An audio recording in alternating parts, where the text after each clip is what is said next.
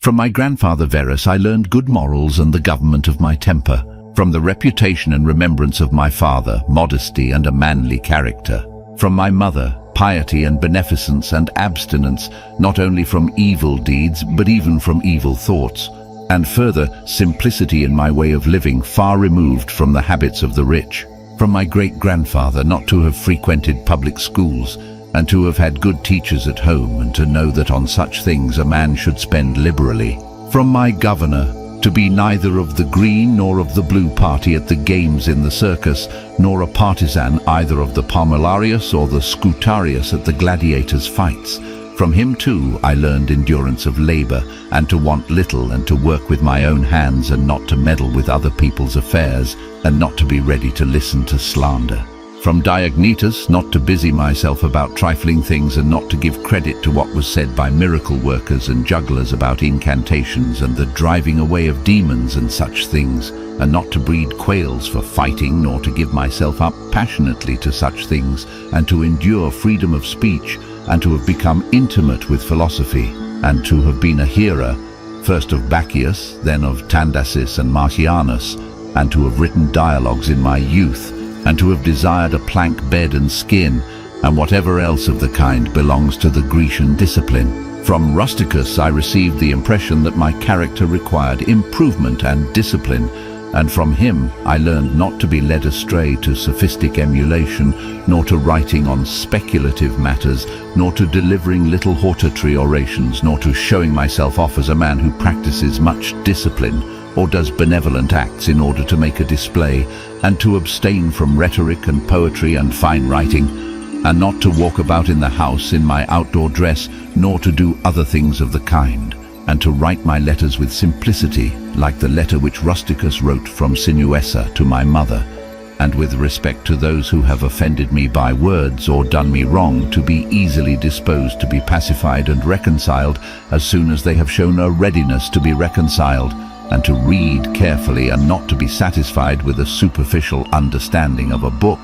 nor hastily to give my assent to those who talk overmuch. And I am indebted to him for being acquainted with the discourses of Epictetus, which he communicated to me out of his own collection. From Apollonius I learned freedom of will and undeviating steadiness of purpose, and to look to nothing else, not even for a moment, except to reason, and to be always the same in sharp pains on the occasion of the loss of a child, and in long illness,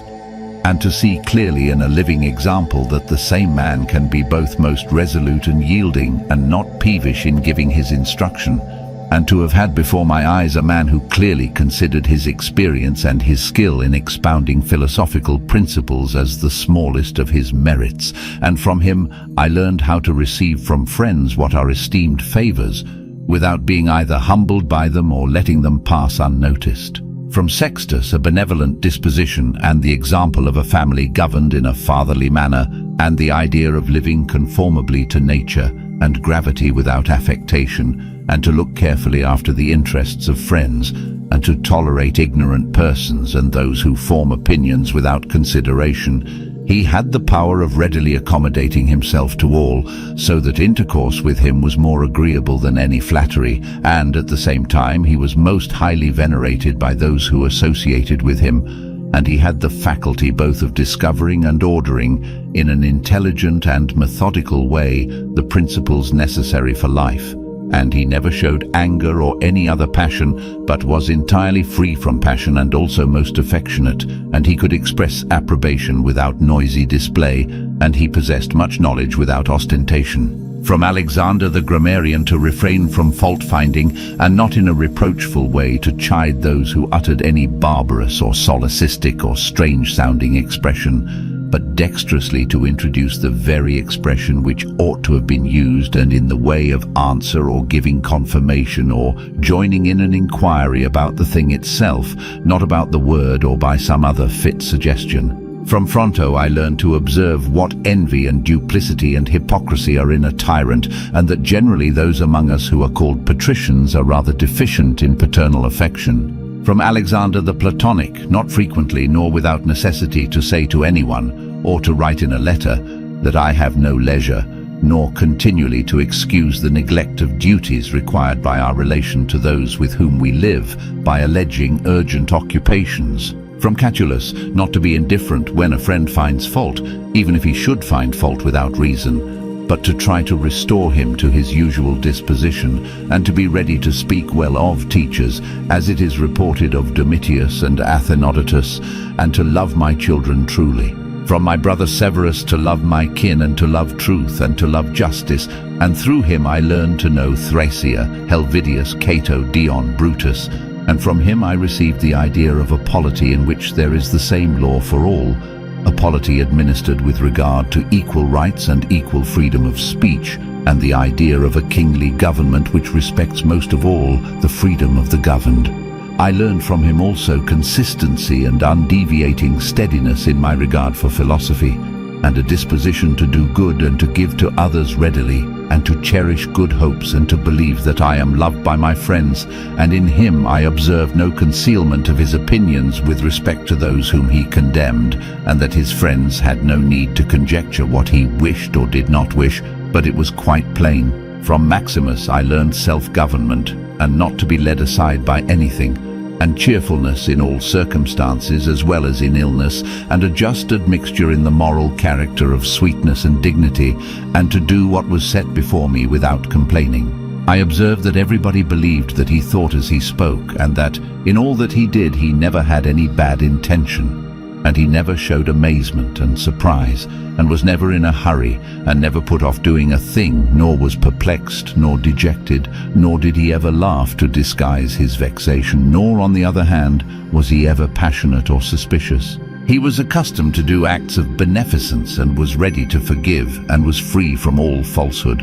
And he presented the appearance of a man who could not be diverted from right, rather than of a man who had been improved. I observed too that no man could ever think that he was despised by Maximus, or ever venture to think himself a better man. He had also the art of being humorous in an agreeable way. In my father I observed mildness of temper and unchangeable resolution in the things which he had determined after due deliberation, and no vainglory in those things which men call honours, and a love of labour and perseverance, and a readiness to listen to those who had anything to propose for the common weal, and undeviating firmness in giving to every man according to his deserts, and a knowledge derived from experience of the occasions for vigorous action and for remission. And I observed that he had overcome all passion for boys, and he considered himself no more than any other citizen, and he released his friends from all obligation to sup with him, or to attend him of necessity when he went abroad,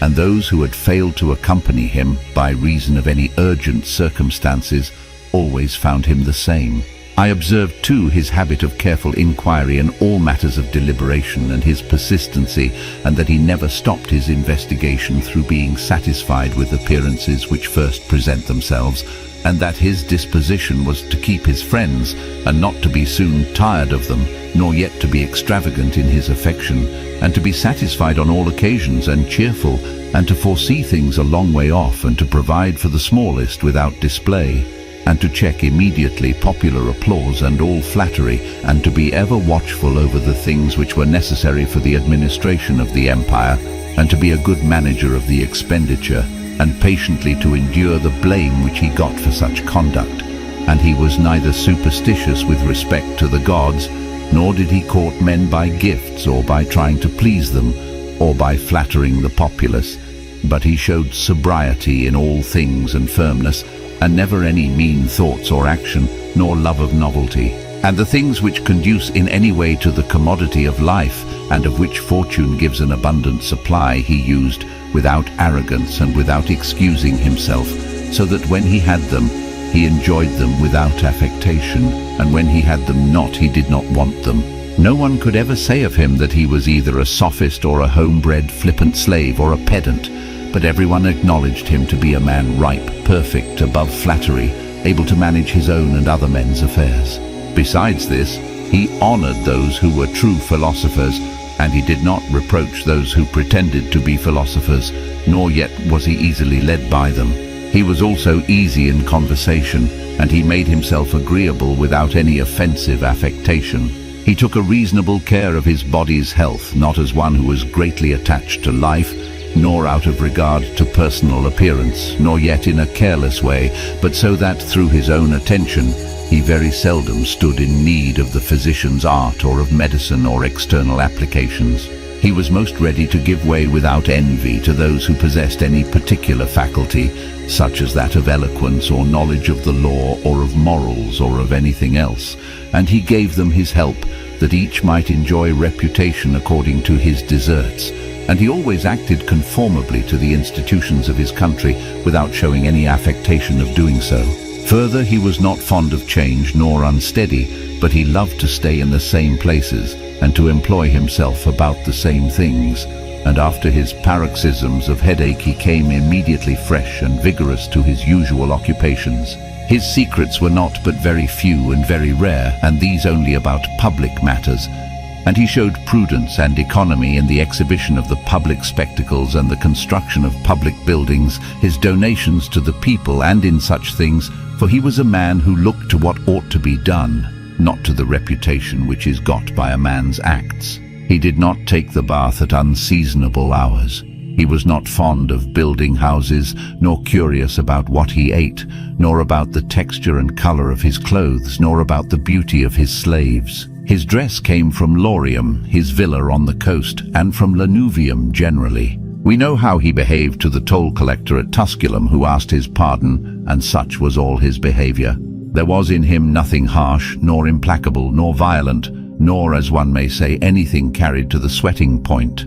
But he examined all things severally, as if he had abundance of time, and without confusion, in an orderly way, vigorously and consistently. And that might be applied to him which is recorded of Socrates, that he was able both to abstain from and to enjoy those things which many are too weak to abstain from, and cannot enjoy without excess. But to be strong enough both to bear the one and to be sober in the other is the mark of a man who has a perfect and invincible soul, such as he showed in the illness of Maximus. To the gods I am indebted for having good grandfathers, good parents, a good sister, good teachers, good associates, good kinsmen and friends, nearly everything good. Further, I owe it to the gods that I was not hurried into any offense against any of them, though I had a disposition which, if opportunity had offered, might have led me to do something of this kind. But through their favor there never was such a concurrence of circumstances as put me to the trial. Further, I am thankful to the gods that I was not longer brought up with my grandfather's concubine, and that I preserved the flower of my youth, and that I did not make proof of my virility before the proper season, but even deferred the time, that I was subjected to a ruler and a father who was able to take away all pride from me, and to bring me to the knowledge that it is possible for a man to live in a palace without wanting either guards, or embroidered dresses, or torches and statues, and such like show, but that it is in such a man's power to bring himself very near to the fashion of a private person, without being for this reason either meaner in thought or more remiss in action with respect to the things which must be done for the public interest in a manner that befits a ruler. I thank the gods for giving me such a brother, who was able by his moral character to rouse me to vigilance over myself, and who, at the same time, pleased me by his respect and affection, that my children have not been stupid nor deformed in body, that I did not make more proficiency in rhetoric, poetry, and the other studies, in which I should perhaps have been completely engaged if I had seen that I was making progress in them, that I made haste to place those who brought me up in the station of honor, which they seemed to desire, without putting them off with hope of my doing it some time after, because they were then still young. That I knew Apollonius, Rusticus, Maximus, that I received clear and frequent impressions about living according to nature, and what kind of a life that is, so that, so far as depended on the gods and their gifts, and help and inspirations, nothing hindered me from forthwith living according to nature, though I still fall short of it through my own fault, and through not observing the admonitions of the gods, and, I may almost say, their direct instructions, that my body has held out so long in such a kind of life that I never touched either Benedicta or Theodotus, and that after having fallen into amatory passions I was cured, and though I was often out of humour with Rusticus, I never did anything of which I had occasion to repent, that though it was my mother's fate to die young, she spent the last years of her life with me, that whenever I wished to help any man in his need or on any other occasion, I was never told that I had not the means of doing it, and that to myself the same necessity never happened to receive anything from another, that I have such a wife so obedient and so affectionate and so simple, that I had abundance of good masters for my children, and that remedies have been shown to me by dreams, both others, and against blood-spitting and giddiness, and that, when I had an inclination to philosophy, I did not fall into the hands of any sophist, and that I did not waste my time on writers of histories, or in the resolution of syllogisms, or occupy myself about the investigation of appearances in the heavens. For all these things require the help of the gods and fortune.